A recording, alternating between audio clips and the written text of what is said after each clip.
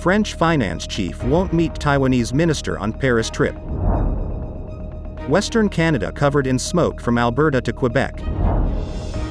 Allies aim to begin Ukrainian F16 pilot training by summer. Chechen force signs contract with Russia's defense ministry. Mexico City mayor to step down to bid for presidency.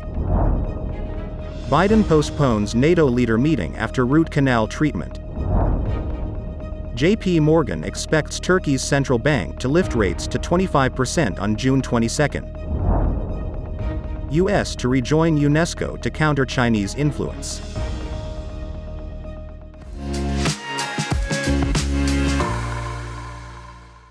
Hello, I'm Johnny. Thank you for joining us on Funday News. It's Wednesday, June 14th, and here are your top stories. Bloomberg reported that French Finance Minister Bruno Le Maire isn't planning to meet Taiwanese Minister of Economic Affairs Wang Meihua during a trip to Paris this week that comes just days before Chinese Premier Li Qiang is due to attend a summit in the capital organized by President Emmanuel Macron.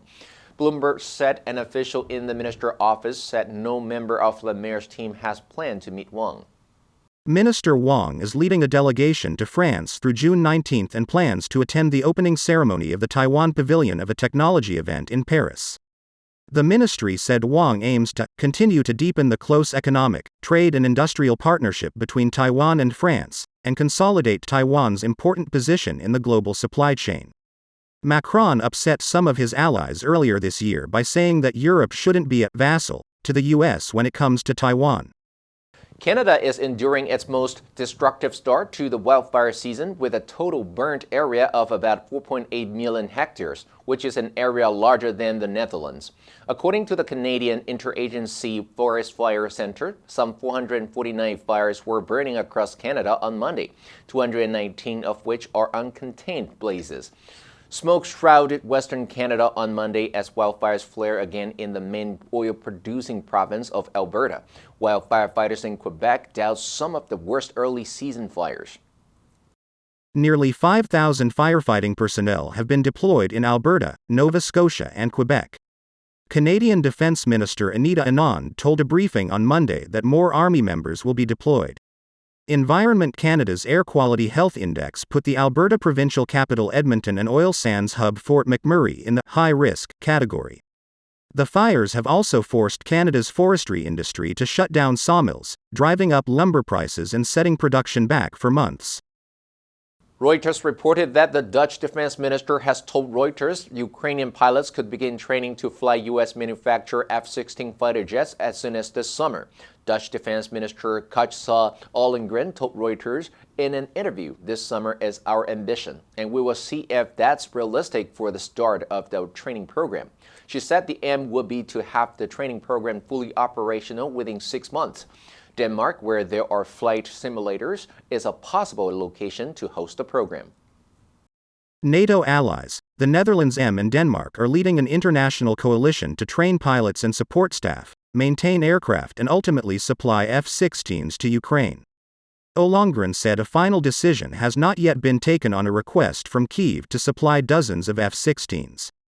She said the US-backed training program will include Belgium and Luxembourg, while France and Britain have offered assistance. Reuters reported the training would begin with 2 groups of 12 Ukrainian pilots. Russia's defense ministry said on Monday that it has signed a contract with the Ahmed group of Chechen special forces. The signing followed an order that volunteer units should sign contracts by July 1st, bringing them under the control of Defense Minister Sergei Shoigu, as Moscow tries to assert its control over private armies fighting on its behalf in Ukraine. In return, volunteer fighters would get the same benefits and protections as regular troops, including support for them and their families if they are wounded or killed. Это придаст добровольческим формированиям необходимый правовой статус. The contract the Russian Defense Ministry signed on Monday was with the Akhmet paramilitary group that has often been called the Private Army of Ramzan Kadyrov, leader of Russia's Chechnya region. Akhmet commander Apti Aladanov, who took part in the signing of the contract, said the unit has prepared and sent tens of thousands of volunteers to Ukraine in the past 15 months. Moscow said last Friday that the Akhmet forces were waging an offensive near the town of Mariinka, in the eastern Ukrainian region of Donetsk.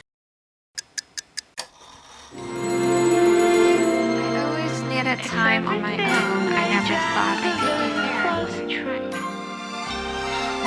I take your blessings with your heartaches too. It's so easy and so wonderful to know it's you. 学习，一切从今天开始。Funday 英语。Mexico City Mayor Claudia Sheinbaum said she will step down on Friday to pursue the ruling party's candidate for the 2024 presidential election, bidding to become the country's first female leader. President Andres Manuel Lopez Obrador's leftist National Regeneration Movement on Sunday agreed that on September 6th it would announce the winner of its internal selection process. Sheinbaum is one of the two favorites. Morena is heavily favored to win the June 2024 presidential election, lifted by Lopez Obrador's personal popularity. Que México tenga su primera presidenta.